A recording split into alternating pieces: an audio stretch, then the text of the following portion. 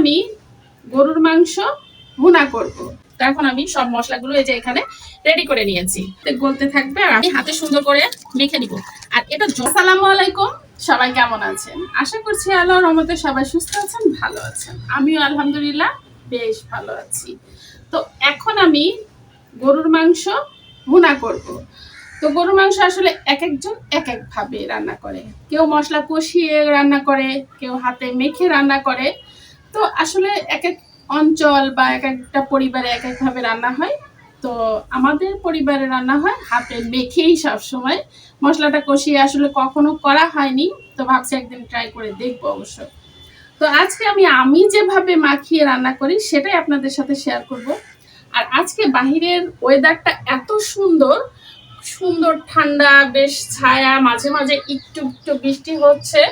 তো সেই জন্য ভাবলাম যে বারান্দায় বসে মাংসটা আমি ম্যারিনেট করি আর আপনাদের সাথে ভিডিওটা শেয়ার করি।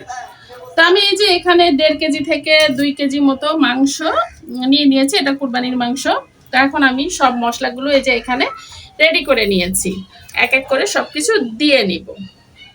তো প্রথমে দিব এখানে দারচিনি, এলাচ, তেজপাত। এরপরে দিব হলুদের গুঁড়া, তারপরে দিব লবণ, এরপরে দিব আদা রসুনের পেস্ট, এরপরে দিব জিরা আর ধনিয়া বাটা, এরপরে দিব পেঁয়াজ বাটা, তারপরে দিব এই যে লাল লাল শুকনা মরিচের গুঁড়া। সব কিছু একসাথে দিয়ে এরপরে দিব আমি পেঁয়াজ কাটা। আর পেঁয়াজটাকে একটু মোটা মোটা করে কেটেছি এই জন্য যে আস্তে আস্তে গলতে থাকবে আর আস্তে আস্তে এর সুন্দর একটা ঘ্রাণ বের হতে থাকবে। আর এখন দিয়ে দিব সয়াবিন তেল, হাতে সুন্দর করে মেখে নিব। আর এটা যত আসলে মাখানো যায়, এই মাখানোতেই কিন্তু মাংসটা মজা হয়। কারণ মাংসের ভিতরে ভিতরে মশলাটা সুন্দর করে যদি প্রবেশ করতে পারে তাহলে কিন্তু মাংসটা মজা হয়। তো আমার মাকে দেখেছি এভাবে রান্না করতে, আমার শাশুড়িকে দেখেছি, আমার দাদিকে দেখেছি ঠিক এইভাবেই রান্না করতো। তো আমিও সেজন্যই সবসময় তাদের মতোই রান্না করি।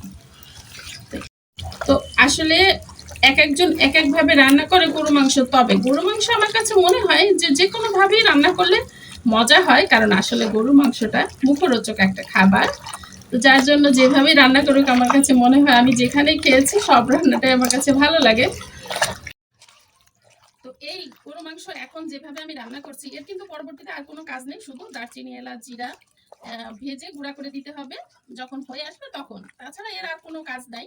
পানি পরিমাণ মতো দিয়ে দিলেই হবে, ভুনা ভুনা হয়ে যাবে সেদ্ধ হয়ে আসলে। তো যার জন্য আমি আর বাকি রান্নাটা আপনাদের সাথে শেয়ার করবো না। তো এই মাখানোটাই হচ্ছে আসলে। আর অনেকেই গরু মাংসের মধ্যে আমি দেখেছি লবঙ্গ দেয়, তো আমি অবশ্য লবঙ্গ দিইনি। আপনাদের প্রশ্ন থাকতে পারে লবঙ্গ কেন দিইনি। আমি কেন যেন লবঙ্গটা পছন্দ করি না, তো সেই জন্যই দেওয়া হয়নি। আর তাছাড়া বাকি সব মশলাই দিয়ে দিয়েছি। তো এই যে এতক্ষণ ধরে মাখাচ্ছি, বলেন তো এমনিতেই তো অনেক মজা হয়ে যাওয়ার কথা না? আর মনে হবে যে এখন এই যে কাঁচা কাঁচাই খেয়ে ফেলি, এতটা মজা হবে। তো যাই হোক, আমি এখন হাত ধুয়ে পানি দিয়ে দিব পরিমাণ মতো।